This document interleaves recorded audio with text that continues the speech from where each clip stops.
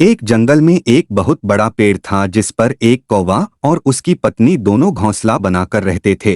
एक दिन कौवे की पत्नी ने 5 अंडे दिए। अब वो दिन रात उन अंडों की देखभाल करने लगी। कौवा भी भोजन की तलाश में चला जाता। उस पेड़ के नीचे बिल में एक खतरनाक और जहरीला सांप भी रहता था। एक दिन मौका पाकर वो सांप कौवे के घोंसले तक जा पहुंचा। उस समय घोंसले में कौवे की पत्नी अपने अंडों की देखभाल कर रही थी। जब उसने जहरीले सांप को देखा तो उसने अपने अंडे बचाने की खूब कोशिश की, लेकिन वो सांप से अपने अंडे नहीं बचा पाई और देखते ही देखते सांप कौवे के सभी अंडे खा गया।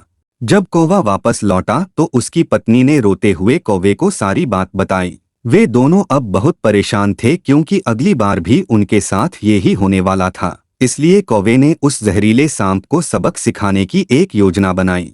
अगले दिन कौवा राजा के महल में गया और मौका पाकर रानी का हार चुराकर उड़ने लगा। ये देखकर रानी जोर जोर से चिल्लाई, अरे अंगरक्षकों, पकड़ो उस कौवे को, देखो वो मेरा कीमती हार चुराकर जा रहा है।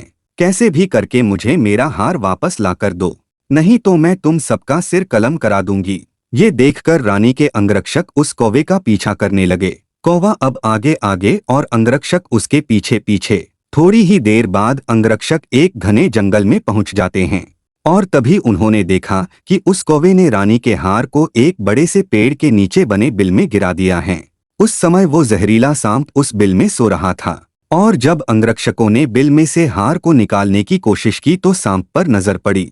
सांप ने भी बिल से बाहर आकर अंगरक्षकों को डसने की कोशिश की, लेकिन सबने मिलकर लाठियों से उस जहरीले सांप का काम तमाम कर दिया। इस प्रकार उस दुष्ट जहरीले सांप का अंत हुआ। ये देखकर कौवा और उसकी पत्नी बहुत खुश हुए और अब वे दोनों शांति से और खुशी खुशी रहने लगे।